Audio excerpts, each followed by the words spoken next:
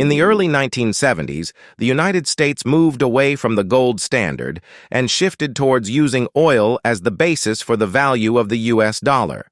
This decision was made in response to economic challenges and the increasing importance of oil in global trade. As a result, the U.S. dollar became known as the petrodollar, as it was tied to the price of oil. This transition had significant implications for the global economy, as it strengthened the U.S. dollar's position as the world's primary reserve currency and solidified the country's power in the international financial system. Arab saying, "The sands are blowing," and I submit to you, King Fahd, that if the sands of time give us any hint of the future, it is that in the days ahead, the friendship between the Saudi Arabian and American people will be a strong and vital force in the world. The decision to move the U.S. dollar away from the gold standard and towards oil as the basis for its value was made by the United States government.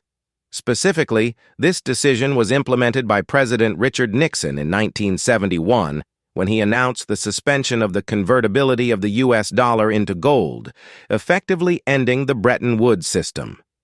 This marked the beginning of the era of the petrodollar, where the value of the U.S. dollar was closely tied to the price of oil.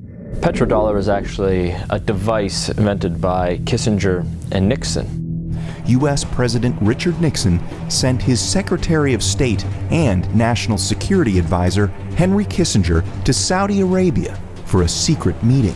That meeting took place on a battleship called the USS Quincy, and very few records were kept of that meeting.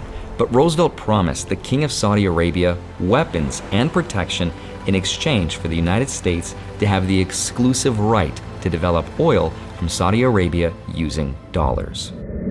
Fast forwarding 53 years today, that U.S. power move President Nixon was able to secure officially dissolved this week on June 11, 2024. In an article written by Paul Hoffman, he stated this: "The U.S. dollar's future. The petrodollar's expiration could weaken the U.S. dollar and, by extension, the U.S. financial markets. If oil were to be priced in a currency other than the dollar, it could lead to a decline in global demand for the greenback. This, in turn, could result in higher inflation, higher interest rates, and a weaker bond market in the United States. So, to the hard-working U.S. people, do you believe our country's leader have a backup plan?